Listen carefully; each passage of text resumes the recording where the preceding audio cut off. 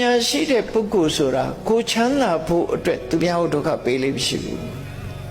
တော့သူများကိုဒုက္ခပေးတဲ့လူတွေကပညာမဲ့တဲ့လူတွေပဲပညာတကယ်ရှိတဲ့ပုဂ္ဂိုလ်ကမလုပ်ဘူးတဲ့နော်အဲ့တော့လောကကြီးမှာယာဓုဘလောက်ပဲကြီးကြီးပိုက်ဆံတွေဘလောက်ပဲချမ်းသာပညာမဲ့တဲ့ပုဂ္ဂိုလ်ကကိုယ့်အတွက်နဲ့သူများကိုဒုက္ခပေးတာများကြီးပဲခုခေတ်မှာဆိုရင်နော်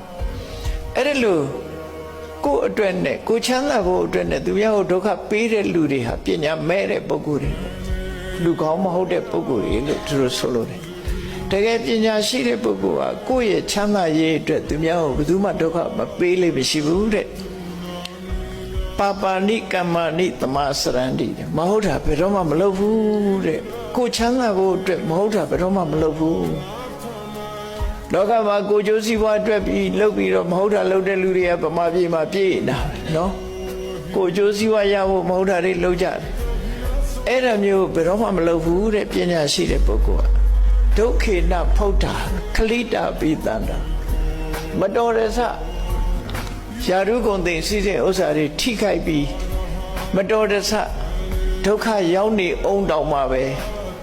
ဒီဒုက္ခကိုပဲချိန်မိတ်ပြီးတော့ခံတယ်တဲ့သန္တာစဒေါသနာသဟန္တိဓမ္မသူတို့ဟာလောဘကြောင့်လည်းပဲကိုကျင့်သိက္ခာကိုမစွန့်လွတ်ဘူးတဲ့မုန်းတိမှုဒေါသကြောင့်လည်းပဲကိုကျင့်သိက္ခာကိုမစွန့်ကြဘူးအဲ့တော့ပညာရှိပုဂ္ဂိုလ်ဆိုတာဟာဘယ်လိုအခက်အခဲနဲ့ကြုံမဟုတ်တာလုပ်ဖို့ဘယ်တော့မှမစင်စားဘူးလို့ဆိုရတယ်နော်အဲ့တော့မဟုတ်တာလုပ်တဲ့ပုဂ္ဂိုလ်ကပညာရှိမဟုတ်ဘူး